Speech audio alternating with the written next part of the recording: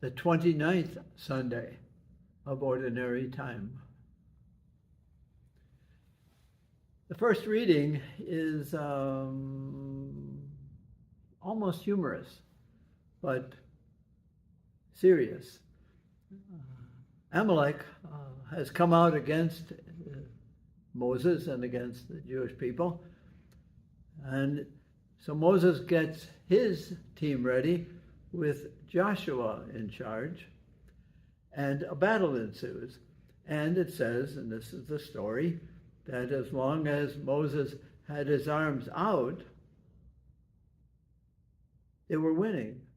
But when they got real tired, the battle didn't go so well. So then they got a stone without a seat cushion for Moses, and his sons, Aaron and Hur, supported his arms, and then, symbolizing prayer, Israelites did very well and won the day.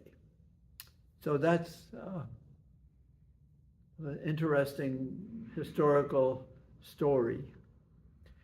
The gospel today is very important.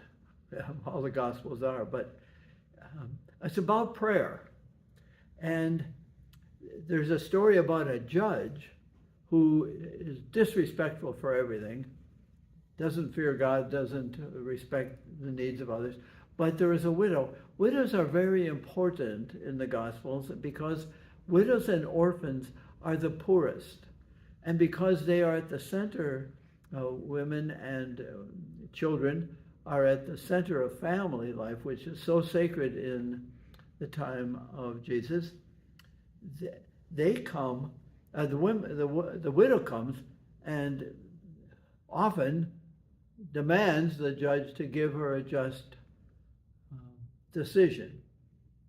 And finally he says, well, I better give in to her because otherwise she'll break into my house. Well, that's not exactly an image of God. And we have to be honest about that. But let's be honest about how we pray too. We pray always. Paul says, pray always. You can't do that verbally. You can't do that mentally. There are too many things about which to think and to speak. But interiorly, human beings, all of us, are longing for truth, beauty, honesty, love. That's always in there. It's always praying. It's always reaching out. Sometimes praying to false gods for truth, beauty, unity, and love. But the longing for those is our prayer. Whether we have words for it or not, we are always seeking those four interior treasures. And when we pray for others, we are really praying with something in us that is called care and love. And we want peace in other families, healing in other person's lives. But it's all about my longing extended to help them. There's a goodness in our longing. It can be perverted. We can be seduced by temporarily satisfactory longings. That longing is a gift from God. And we will try to pervert that gift by grabbing a temporary satisfaction.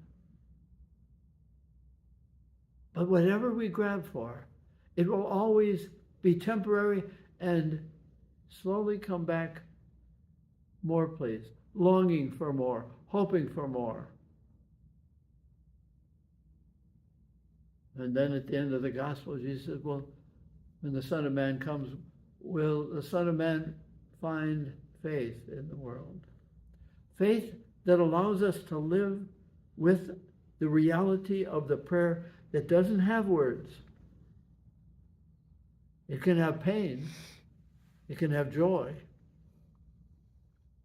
Our hearts, our souls, our spirits long for God. We can get temporary gods. The widow calls for what she wants. Care. That comes from inside her, comes from around her. She's a widow. She's poor. We are poor in a sense that we will always be longing, always be reaching for.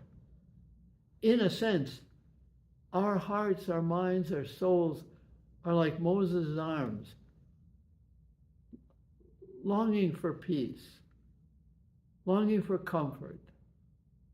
And Aaron and Hur represent the community that supports our longing, our communion of faith, parishes and communities, helping us live with the longing, to live with the prayer that is always there. And when we ask for this or for that, it's coming from something deep inside. Truth, beauty, love, honesty, unity. We long for that. It's always in us. It's always praying. We are praying constantly.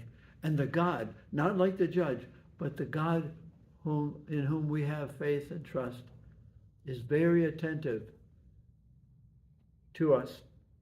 And we live in faith, hoping that we can have some experiences of that on earth that we long for in heaven: unity, beauty, truth. That's our prayer. And we receive the Eucharist, the grace of God's truth toward us, saying, I encourage you, I live with you in your longings and your hopings, and I forgive you when you grab for false gods. I still will come loving you. We receive it in the Eucharist. We receive it every day.